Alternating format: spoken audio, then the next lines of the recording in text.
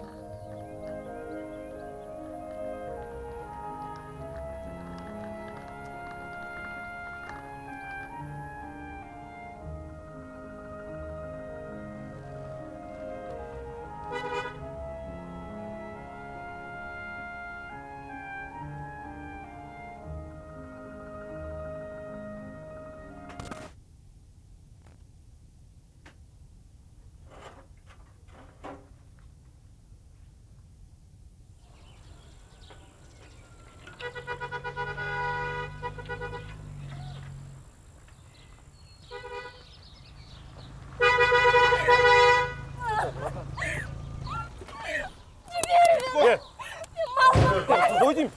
Бүгін ақ түйенің қарын жарылайын еп тұр. Не болды көшегін көтеріп басың? Не болды да, братан? Қой деймін бол. Сұқпа ұрсақ жейтін бол. Қалың малын дайындай бер. Тістеме. Қой деймін, Алина. Жаңа қалай бер. Жанс, не қуып жүрсіңдер? Не болған саған, братан? Қысқасы, қатын аласың ба, жоқ па?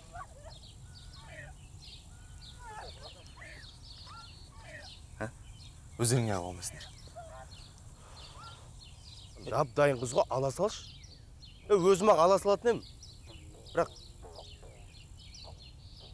Ей, күнде-күнде қатын алып беретін менің малым шашылып жатыр ма? Табаның жалтырады. Екің.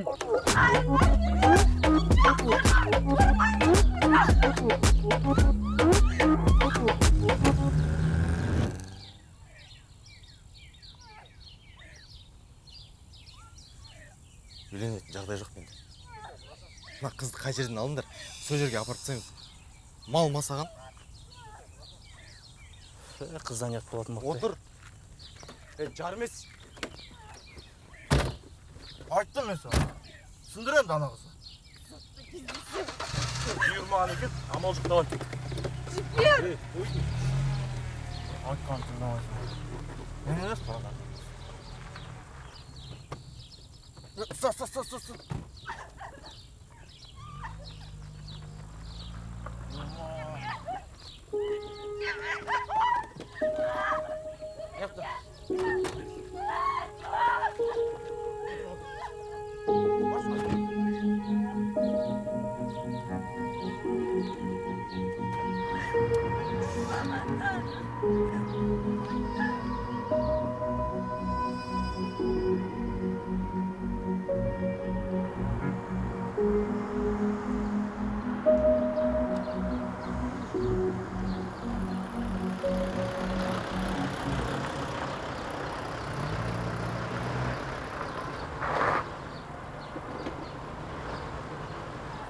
Бұның не жеңеше?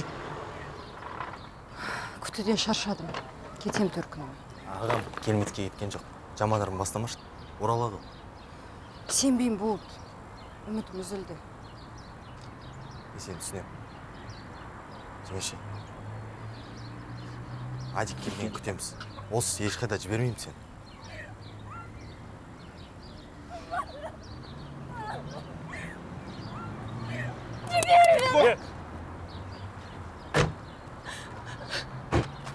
Жібер қолымды. Жан, жіберіңдерші қызды. Айналайын қарындасым, ренжімеші, солай болып. Ақымақтар, осы істерің үшін жауап бересіңдер әлі. Соттатып жіберем сендер. Біреуінен құтыламай, біреуін қайтарамайтын болдық қой.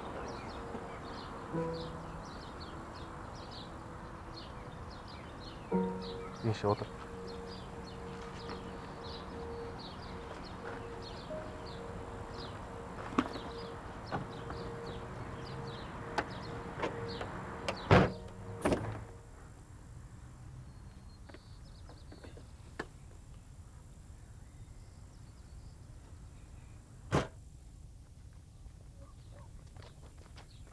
Давайте жеңеше.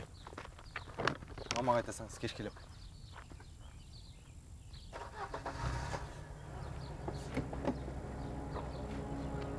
Айда.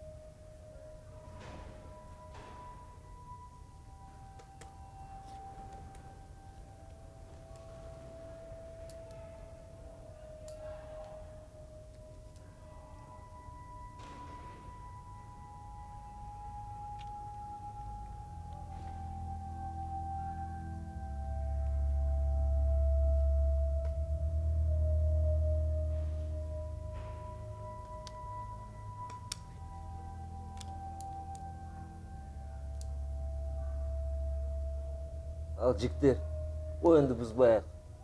Нормальный ойын болды. Человек до потолка доехал. На 2 ляма грузанулся.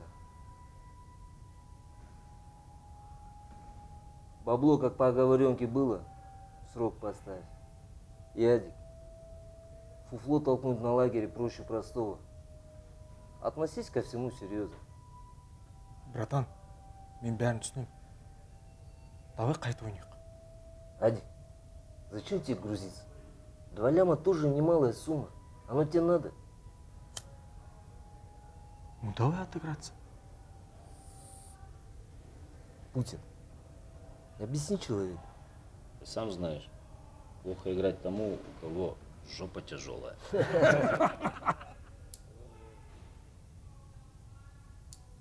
Не дейсің, қарсақ? Арал братан, воледа жақсы жүрген жігіт қой бұл. Адик, ты на свои способности не опирайся. Больше на возможности смотри. Қазақ айтады, Біреу тойып секіреді, біреу тоңып секіреді. Соны ұмытпа. Ареке, көтеріп алам. Шал, ну что скажешь? Дадим отыграться? Да вроде ровный пацан. Ну, раз ровный, начнем ровную игру.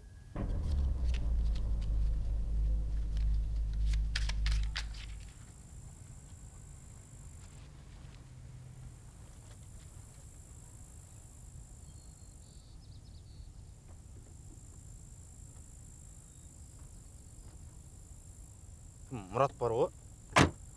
Солардың районында Бабақ деген бір адам бар. Şu Мұраттар тіресіп қалған ба бірдеңе тема болған ғой. Сонымен Мұрат келеді, бірдеңені айтады. Бабақтың балдары келеді, бірдеңе айтады. Әркім өзінің версиясы бар ше. Ананікі дұрыс, мынанікі дұрыс емес деп, бірақ допускать етіп қойған дейді ғой. Бабақ жынды ғой таза. Бірінші ұрады, сосын ойланады ғой. Енді темекі тығып кетеді ма? Қайда? Атам заманғы темекісін ұмытпайды. Жоқ, жоқ, іздемек қойшы. Алдында шекіп тастағам мен. Біздің Мадиярдың да істеп жүрген қылықтарын алып жүрген жоқ ма? Гребкеде қоспайтын шығар. Оның есін бір жинаты болу керек қой, братан. Братан ғой не деген? Братан деген, Адиктің кезінде братан еді. Қазір біліп жүрсің ғой, өзгеріп кеткен. Қойшы айналайын. Алшы братан. Не болды сонша? Өтірік қой ма? Сонша қорықтың ғой. Қандай? Тура шын қол сияқты. Алдында кино түсірген осы жерде. Сордан қалып кеткен ғой. Қойш, біздің ауылда да кино түсіре ма не? Иә, бір аптадай болды ғой. Тура қолға түседі екен. Әсет, алып қойшы. Ертең біреуге пранк жасамаймыз ба? Со, Мадияр солай. Оны сөйтейік лучше, братан. Бір өзің сөйлесіп алса болмаса. Көреміз. Өзің жолығып, Адикке хабарласып жүрген жоқ па? Өткендегі қыз ше? Жалпы қайдан тапқансыңдар оны? Қоя салшы братан. Бәрі тентектің кесірінен болды. Шығармайтын шығармайды.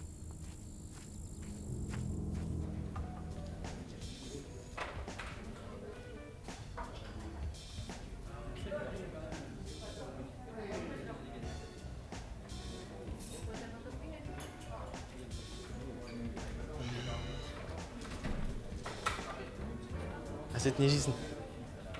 Пицца заказ бер.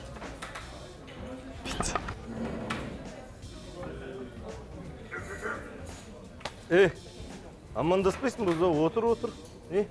Өсіп кеттің ба не? Жоқ, братан. Неге? Қалайсың? Жақсы. Нормально.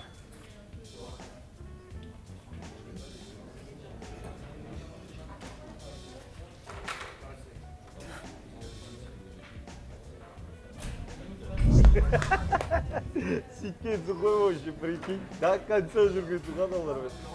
Сосын? Сүйреп апардым мен. Бармайын деп. Как обычно, вот дейсің ғой мен. Ну что, Адик? Узел, дай ему с родными связаться.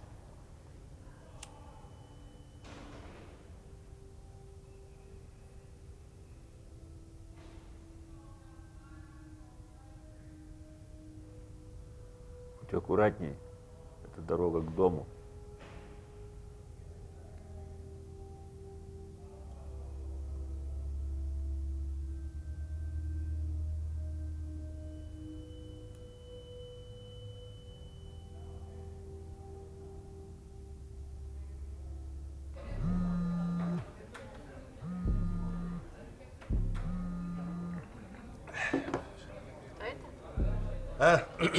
Райондағы балдар ғой.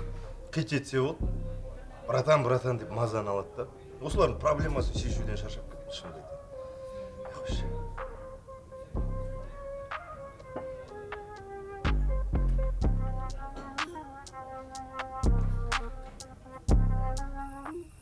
ана айтшы. Жалпы осы не ойланып жүрсің негізі ана. Болады ғой адам іштей ойланады өзі ше.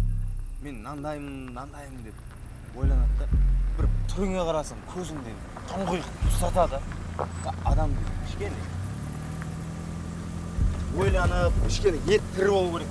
Қызы істеген анау бір жолы болмайтын адамдар болады ғой, сондай болып кетпесек болды. Қойшы. Айналайын жаңа Мадияр басыңнан ұрған кезде сық бір удармен кигізсең ұйықтататын ғой.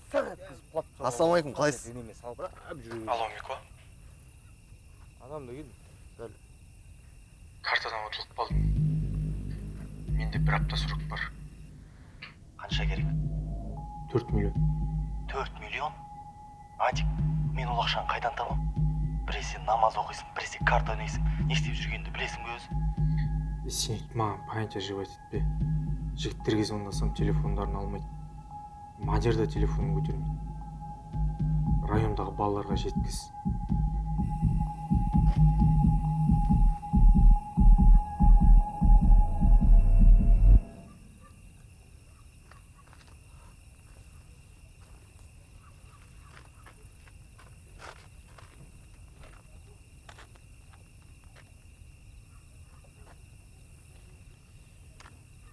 Енді не істейміз? Не істеуші? Братан үшін районда аяғынан тік тұрғызамыз. Иә, тік тұрғызасың. Қыздың алдында тік тұрғызсаң қайда қалдың?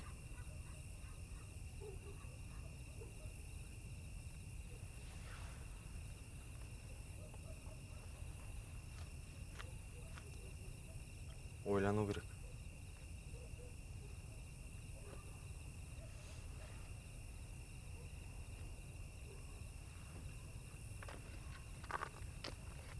Ертең кездесеміз.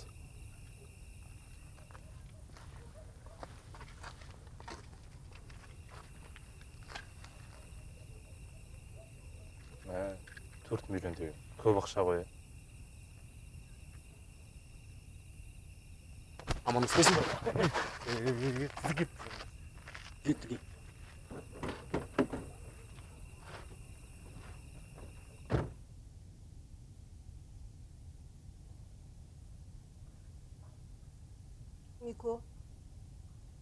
Мико.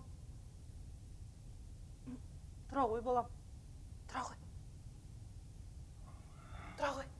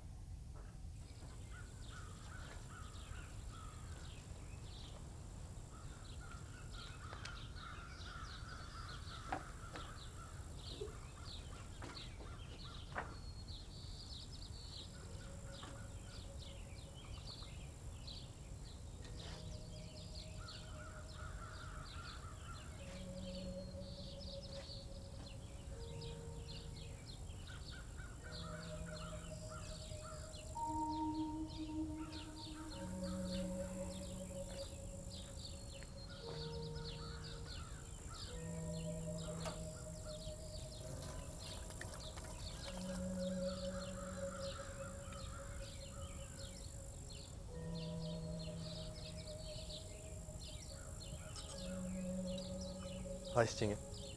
Жақсы.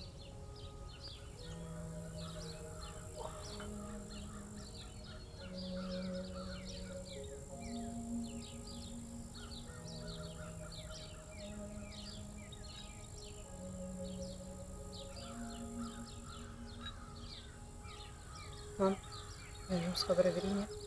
Бара ғой, балам.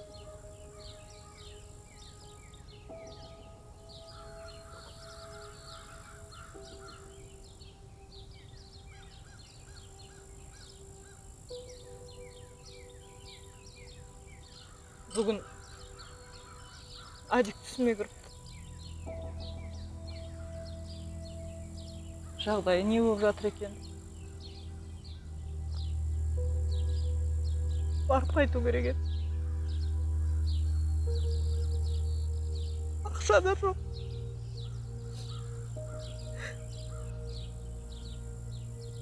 сенің жиған тергенің бар ма?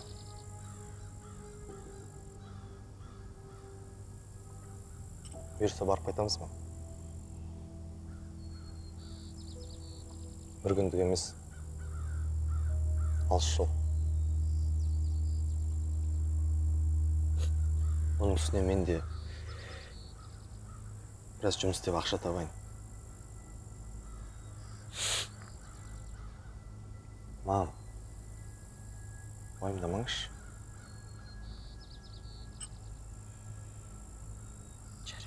Жарайды. Бәрі жақсы болады.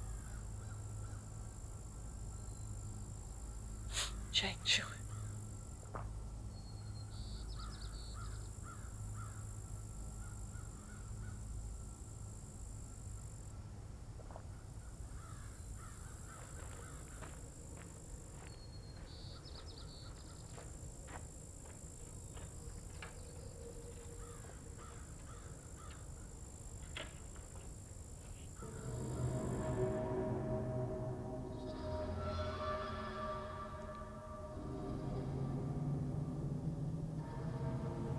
Адик мойын алып кеткенмен, менде мойында қарызы бар. Сен алаңдама, өзім көмектесіп тұрам. Ақша жағынан тіпті уайымдамасын. Ағаңа барған кезде осыны айт. Сөзбен айтуға оңай. Керек кезде секіріп кетпесің кімге. Мико, мен ешқашан сөзден секірмеген. Уәде бер.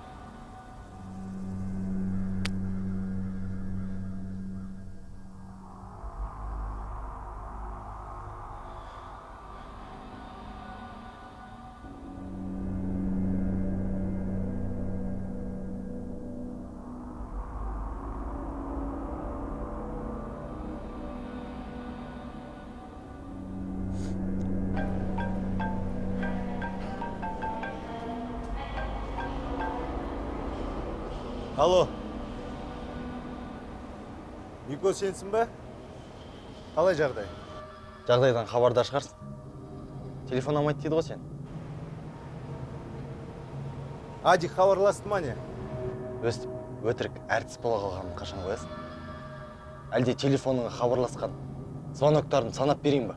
Братишка, сен неме дікеңдеп тұрсың, Жауап берейін ба, бермейін ба, өз шаруам ма так?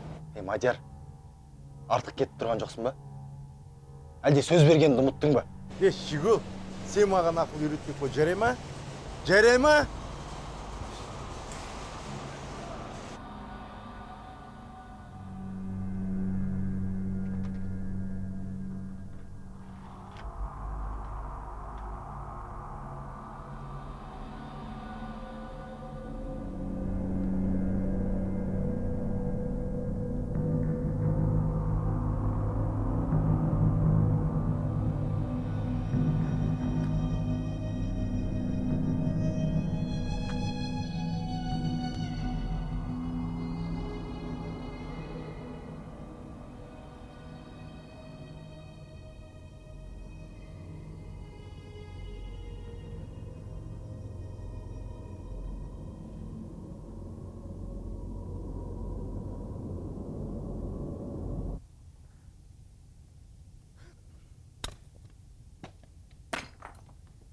Шигул, сен не аз өтсің шығайын деген ба не? Не дікеңдеп жүрсің сен? Базардағы қатындар ұқсап сенімен салғыласып тұратын уақыт жоқ. Адикке ақша бересің ба, жоқ па, соны айтшы маған. Оған карта ойна деген мен ба не? Әркім өз ісіне жауапты атаң. Адик отқан кезде әңгімең басқаша болатын, Мадияр. Оған оның проблемасына мен қатысым қанша? Грефке жинаймыз дедің, бір секірдің. Ешнәрсе деген жоқ. Сөз бердің ба? Немене көтім ауырды деп салғыласып тұрсың мен. Шық!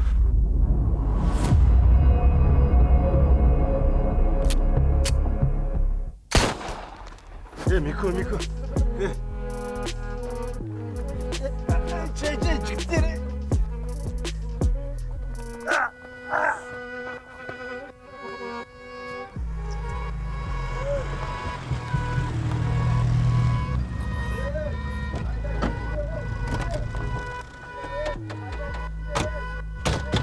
Не стеневаться! Не стеневаться! Мико! Шешітесің. Адик, ертеңден. Адик, сен үшін отыр. Сенің тілектерің үшін. Иә, бәрін түсініп жатырмын мен. Бәрін жинап Ақша қайда? іздестіріп жатырмын, тауып берем, 2 есе қойып берем, Мико. Керек емес, Мико. Шалмастан, шыңғырма. Өткен үйді өртеп жібереміз, братан. Керек емес, Мико, тауып берем барлығын. Мико, керек емес. Көргенде амандасып жүр. Керек емес, жігіттер қойыңдар, керек емес.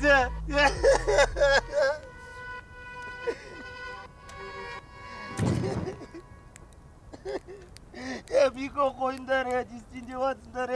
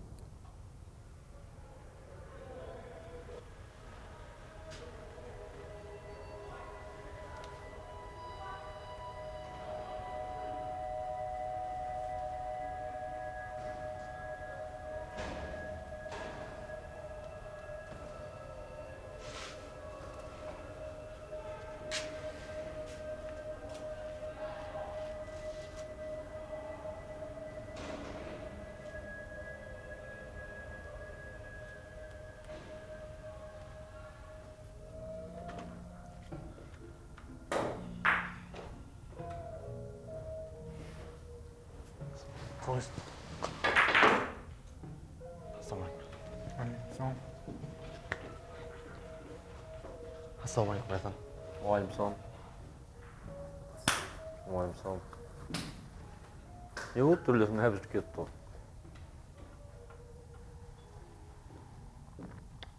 Адиктің жағдайын естіген шығарсыз. Көмек керек. Естігем. Кеше маған хабарласқан. Енді братишка шынымды айтайын енді. Оған қазір жағдай жоқ. Түсінесің ғой? Жарайды, братан. Өзім бір амалын табарым. Хорошо.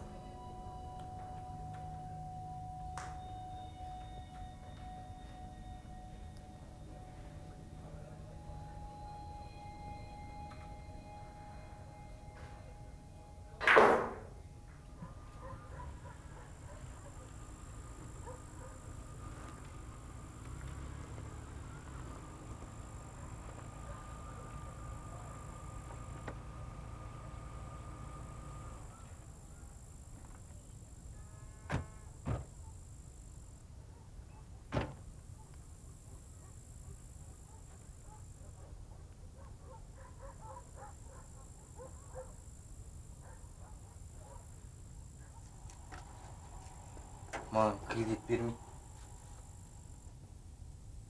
Маған да атып кетті.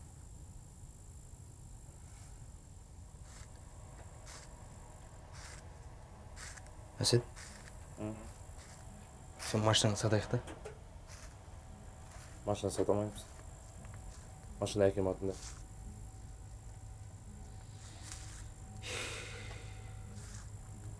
Енді не істейміз? Бір амалын тауып, ақша табу керек. Тез ақша табудың жолы. Жылқы. Немесе шөп.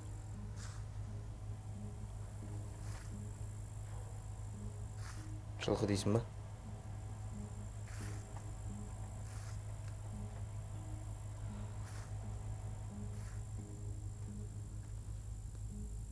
Осы ауылдың шетінде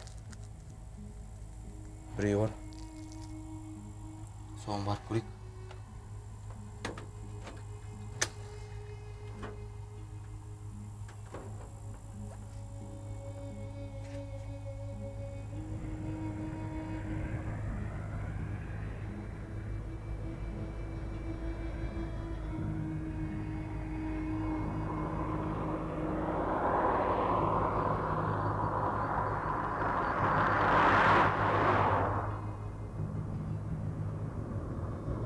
тоқташы. Мына поворот қой. Точно? Осы. Бұрылышқа.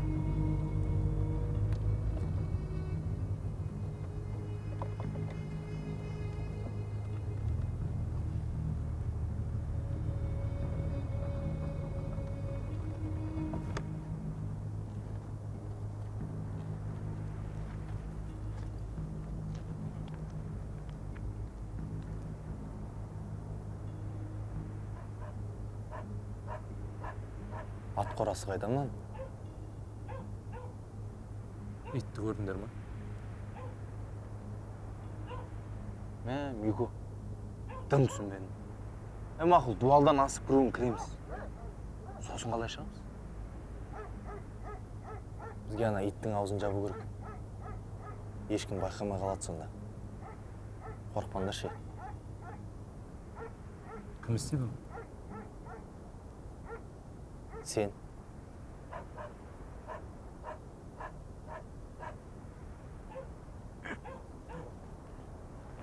Сен? Иттің аузын жоқ сөйле.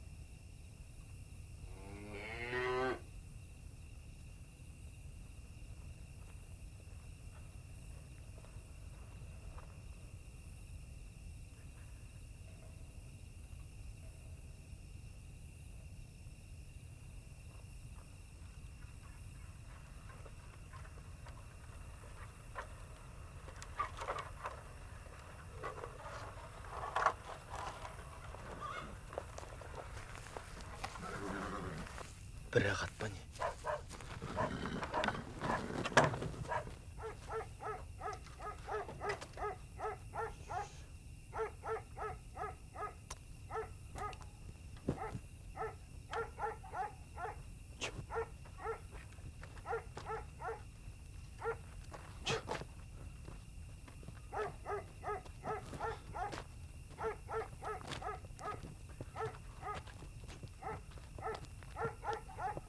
Не істеп жүрсіңдер?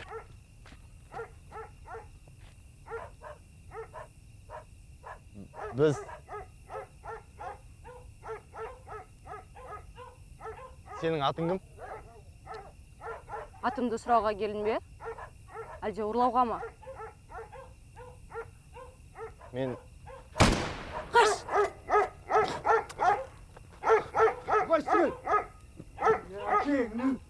Қызым, не болып жатыр? Мысықтар пайда болды. Қуып жібердім. Бәсе, жаңағы иттердің ұрысы жаман еді. Біз олардың бір екеуін шайнап тастасақ, дұрыс болар еді. Ой, мына ат көшіп жүр ғой.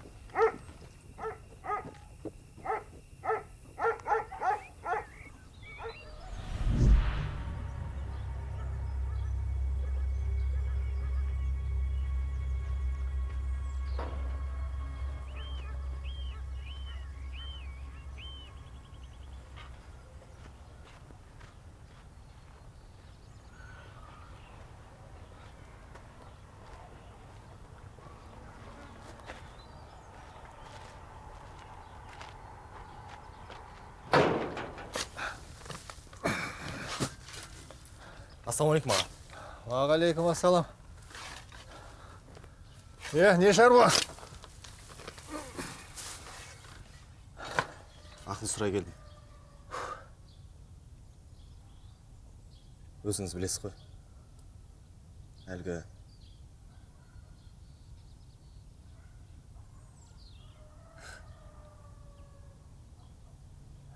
Бала,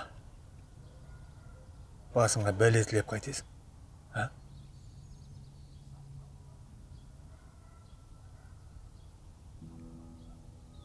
Басқа амал қалмады.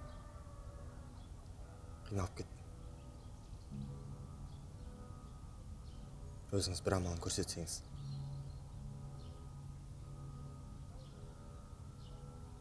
Не күн туды? Ақылымды тыңдасаң, осы жерден тоқара қой. Әлде үйленейін деп жүрсің бе? Ha?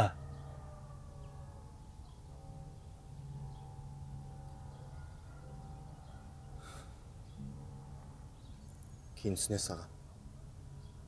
Маған бастысы қай жерден қалай жинау керек екенін айтсаңыз, қалғанын. Сосын аға, бір өтінішім. Ешкім білмей қойсыншы.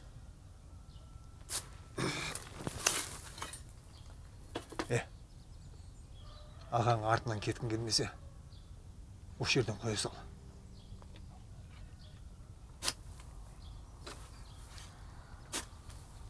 Адиктің әлегі ғой сол. Әйтпесе нем бар? Аға, карточный долгты уақытында қойып бермесе не болады?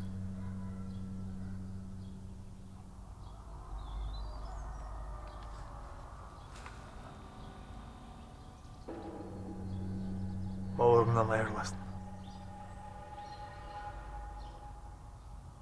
Ең бірінші қауіпсіздігіңді ойла. Қазір даланың бәріне камера қойып тастаған. Аспара жаққа барма. Қара адырға бар. Сол жерде үлкен жыра бар.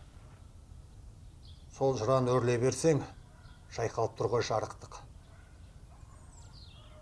Әлің жеткенше жина. Қомағайланба.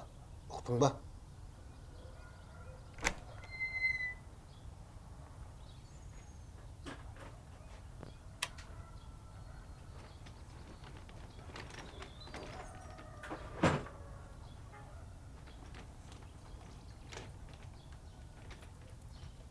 Аман есен орал.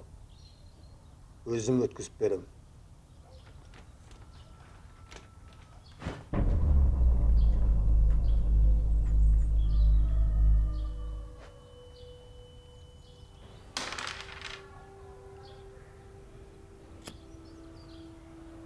Общий салам.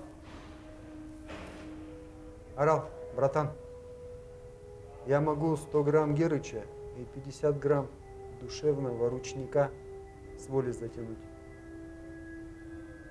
Ручник 50 грамм на общий отдам. У нас Герыча со 100 грамм 30 тоже на общее пойдет. Мужики кайфануть хотят. Арал.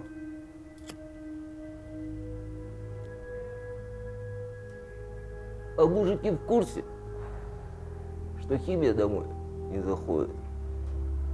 А за 50 грамм от всего воровского, от души в душу, через отдушину, душераздирающий душевному человеку рахмет. Затянешь через Путина. Все, путем. Братан. Киля, что непонятно? 50 грамм решишь. А за химию общелагерная оговорка была. Давай иди, не болей.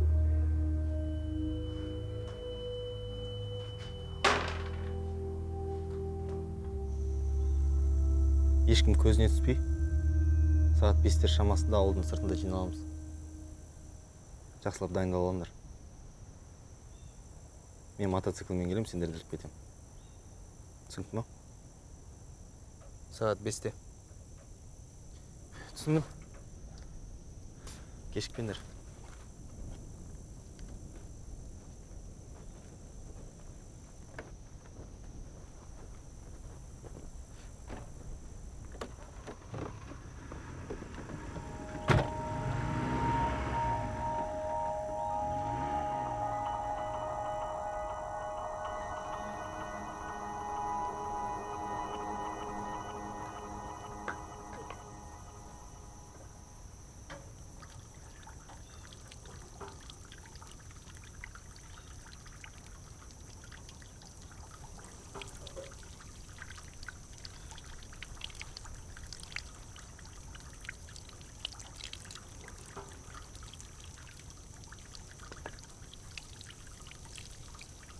Әке, су құйып берейін.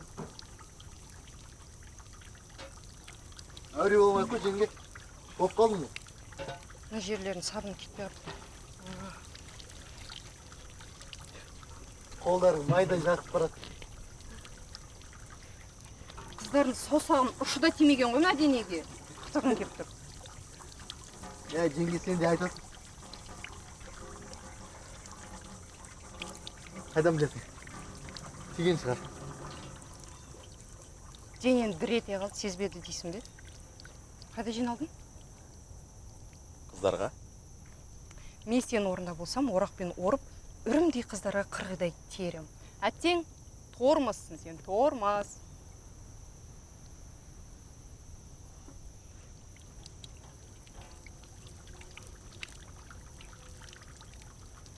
Көрерміз. Неге сонша қарадың? Көрсетеме саған!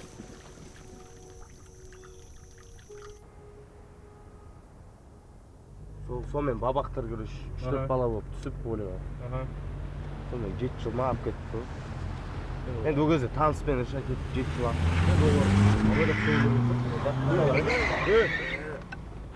Сука! Чап, кесіп чап шуқта. Аш! Кет!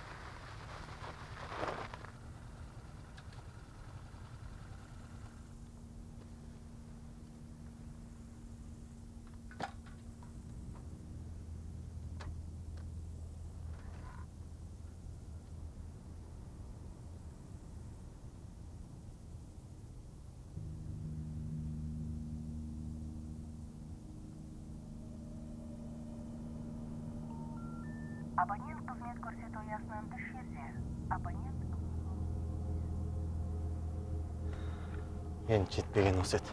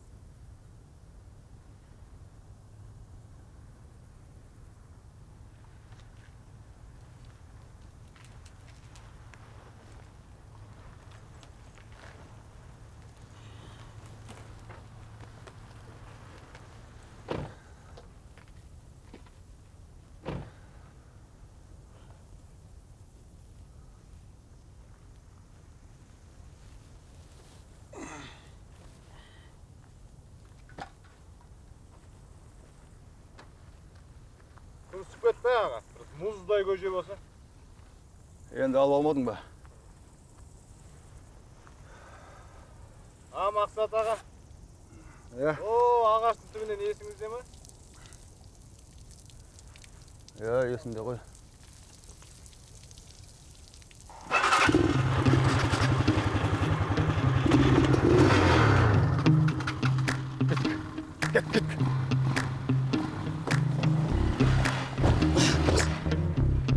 Бас.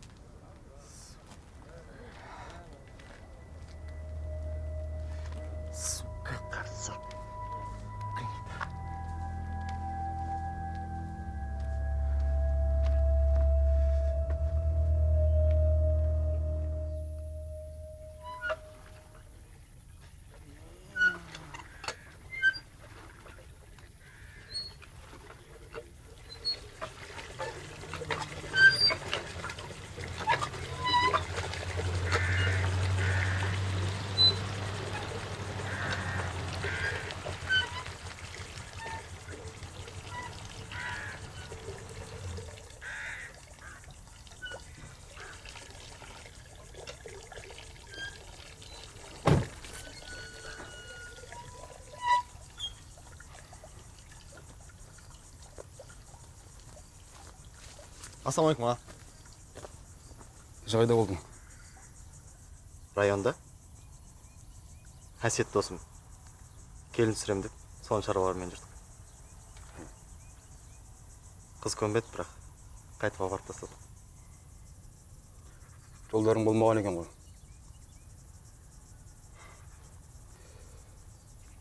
Жақсылап тыңда. Аған құсап анашымен ұсталып. Жоқ. Тоқташы. Жалғыз шешең не ойламайсың, а? Түрмеде шірің келмесе, көтіңді қысып тыныш жүр.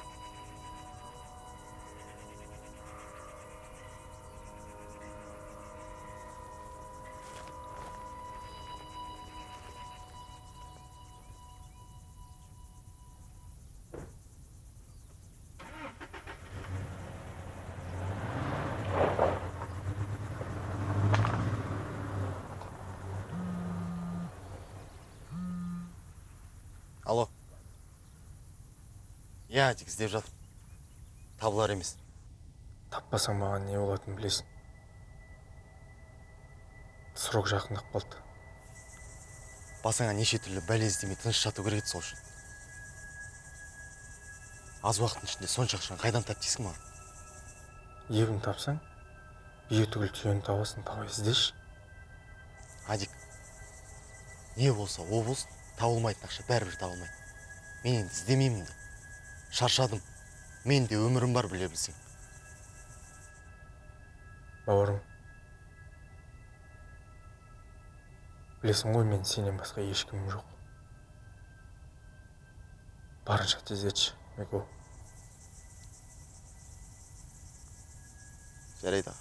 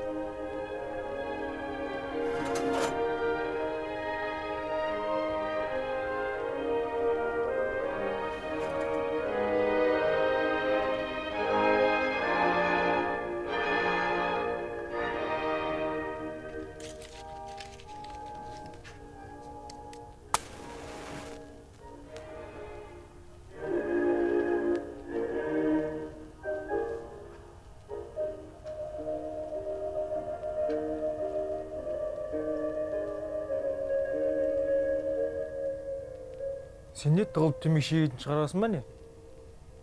Өмір сүрсең жігітше өмір сүрсейші.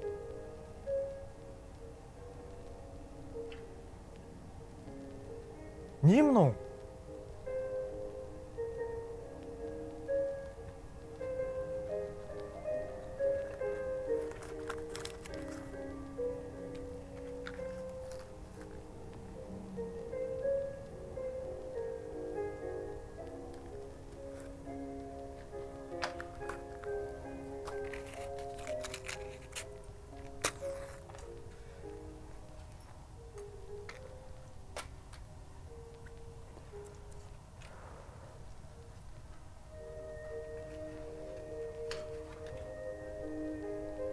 Шек.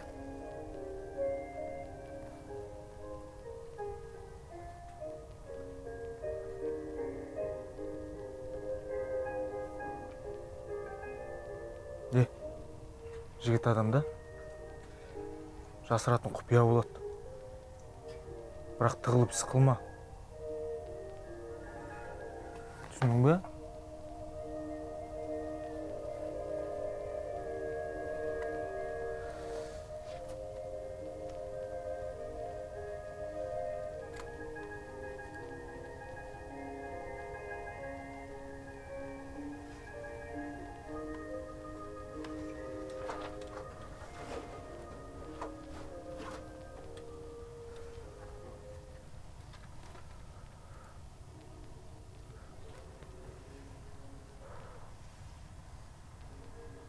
Жыламай.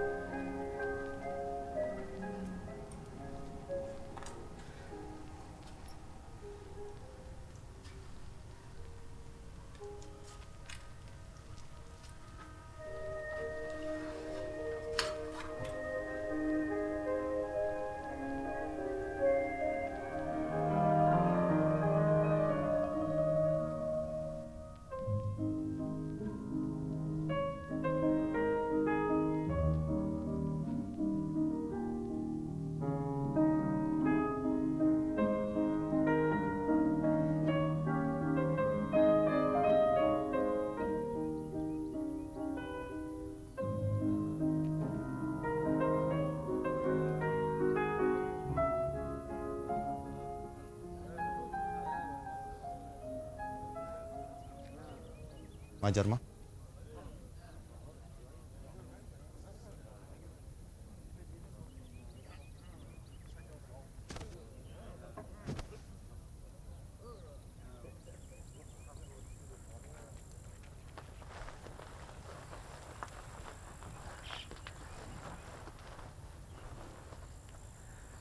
Жігіттер, ешкім бір шаг артқа шегінбейді. Бәрін мен айтқан бойынша жасайсыңдар. Нурик, сен қой тауып алып кел. Қой дейсің ба? Үйдегілерге не айтам, братан? Жап аузыңды. Қайдан табасың? Қалай сұрап аласың? Ол сенің проблемаң. Мен айтқанымды істе.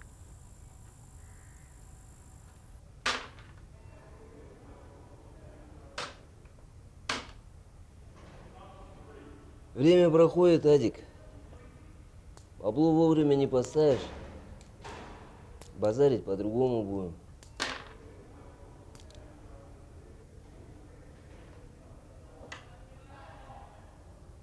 Дай ему позвонить.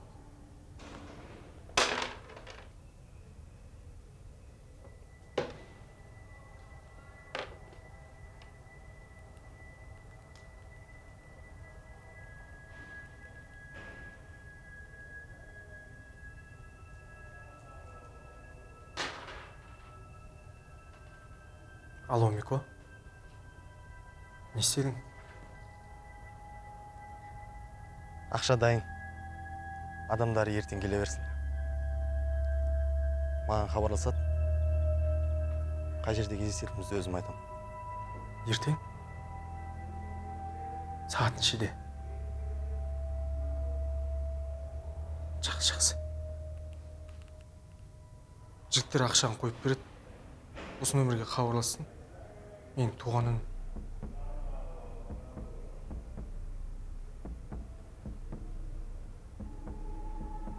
Аты Мико.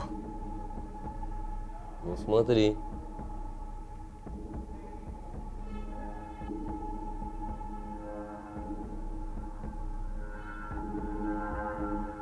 Алло.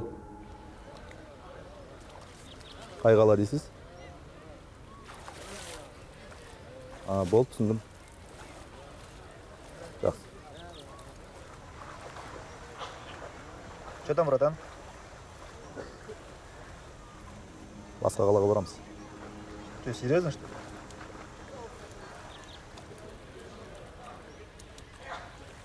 А че, не серьезный ұқсайым ба не? Я угораю, братан. Кетсе кет. Походу, у нас деньги были. Серьезно? Иди-ка сюда.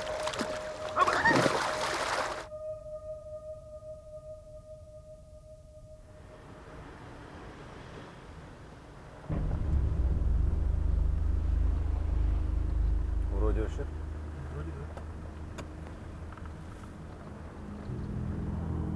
Мы подъехали. Давай.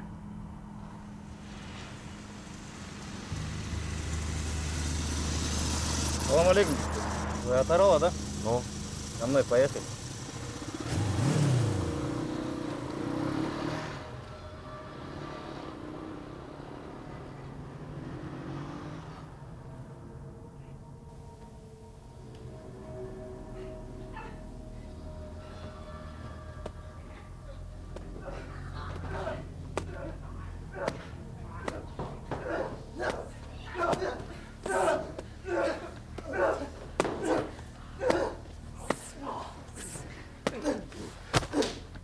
Салам алейкум. Уалейкум салам. Мико деген сен ба? Мен Мико. Ақша дайын ба? Шешіп жатырмыз. Мына шакалдар қарыз ет. Сәл күтіңдер. Ыңғайсыз болды сендерден. Жігіттерден ыңғайсыз бол. Қайда ақша? Брат, өлтірсең де ақша жоқ. Кешір, брат, болмай тұр. Келісім бойынша ақша болмаса қалай болады? Брат, өлтірсең де не істеймін мен? Өзі болам өзіңе. Мен айттым, мен істеймін.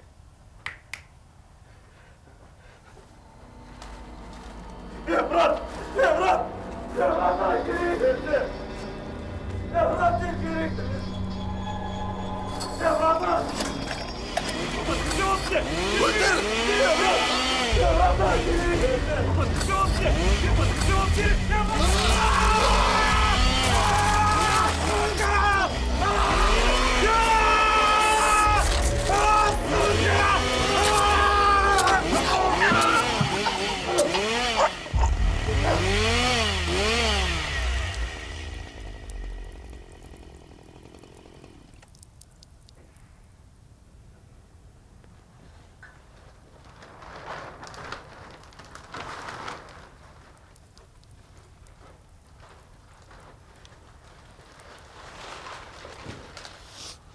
Не болғанын көрдіңдер ғой.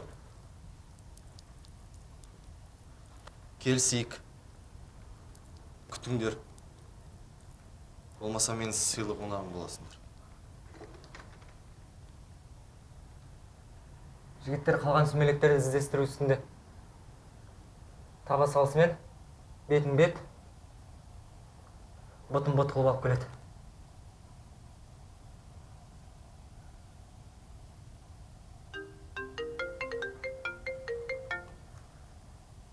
Алло.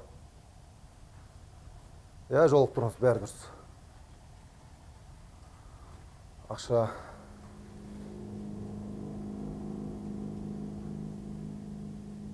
Алдық. Как? Точно все равно?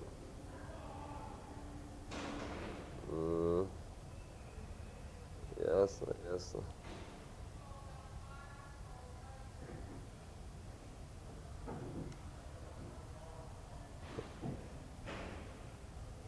А ты, Адик, молодец.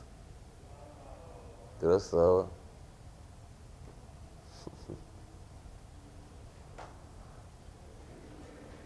Рассчитался. Рахмет, Арал, братан. Халас.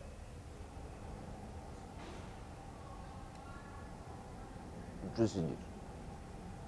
Давай иди, не болей.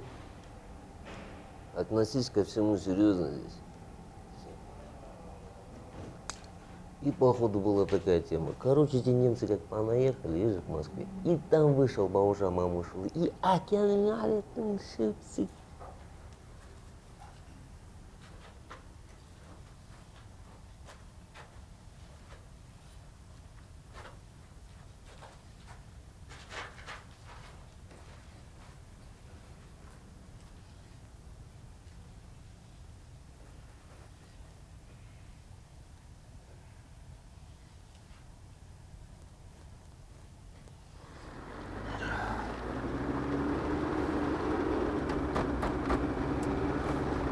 Не істейміз. Не болды? Плохо. Тоқта, екі машина қосып бар. Давай, тормози. Тоқтаймын.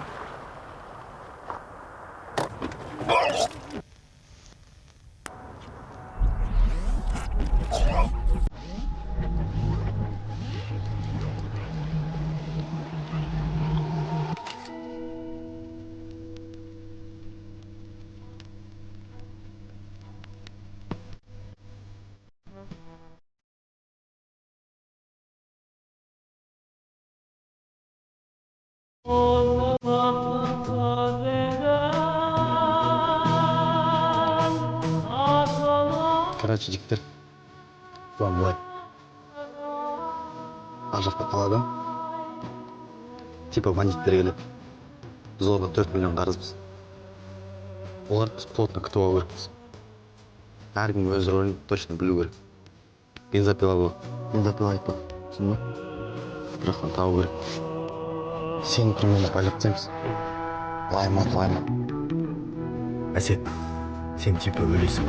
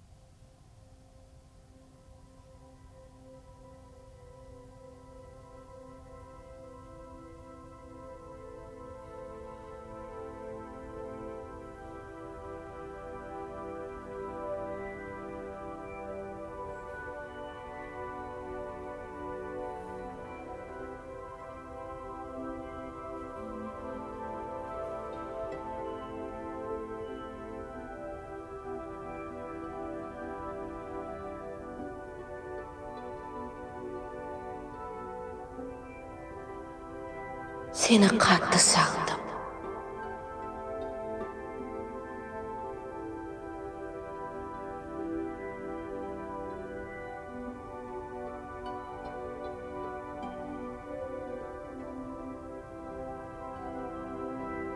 Ben tağım al. Әйгерім, бұның не? Мико, Адик енді оралмайды. Не айтып тұрсың? Әйгерім! Жоқ! Жоқ!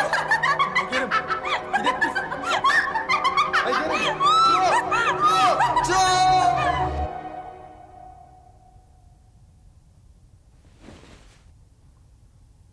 Оятып қойдың ба? Мына киімдеріне не болған, қан ғой? Мал сойдыңдар ма әлде? Саған не болды? Мені бірінші рет көргендей. Жарайды, жуа салайын.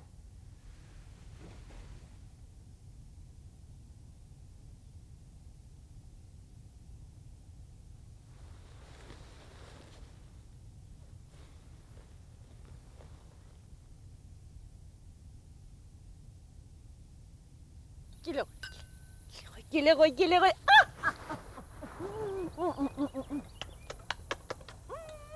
Қандай тәтті өзі. Anladım.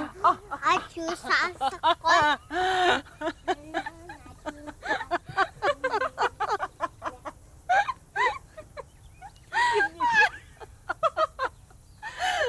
Не болды жеге? Помпа күйің. Шай қоймас па маған?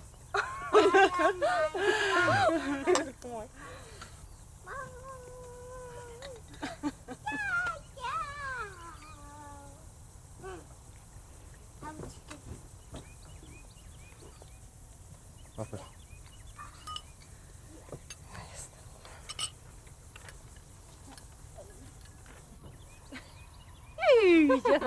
Canı. Ой. Мам.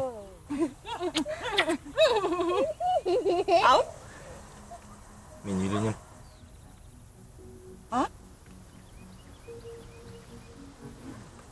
Келіндеріңізді бүгін алып келем.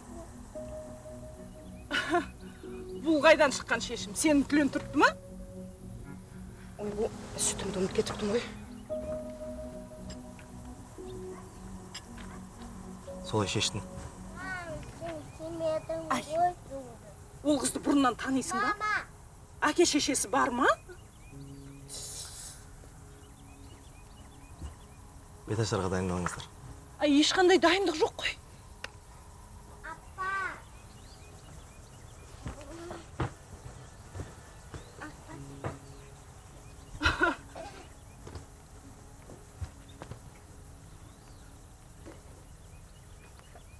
Kara televizyon. Kara televizyon.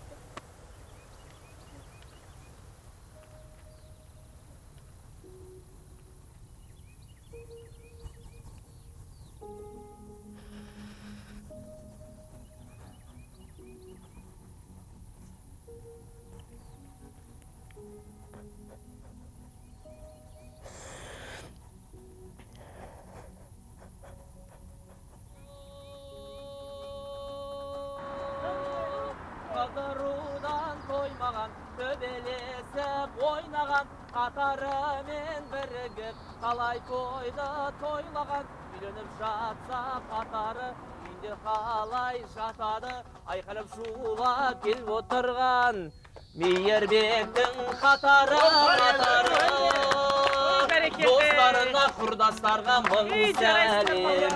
Достарына, құрдастарға мың сәлем. Мейірбектің барша достарына, құрдастарына Келінжан бір сәлем.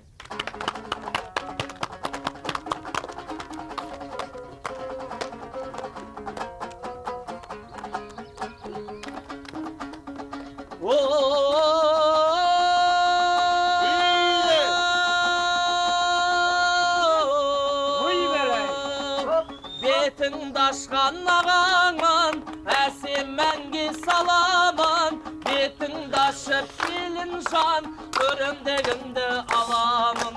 Соңғы сөзді сөйлейін, айтқаныңа көнейін. Осы тұрған көпшілікке бетіңді ашып берейін.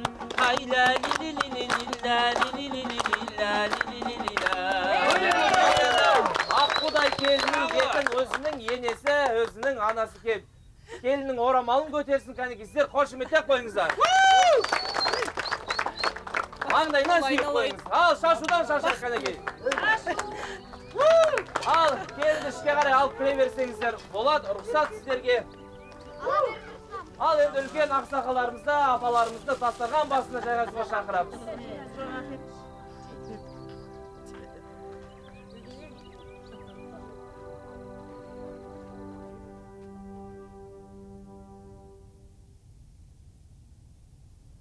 Ну что, Адик, есть желание мазь проверить?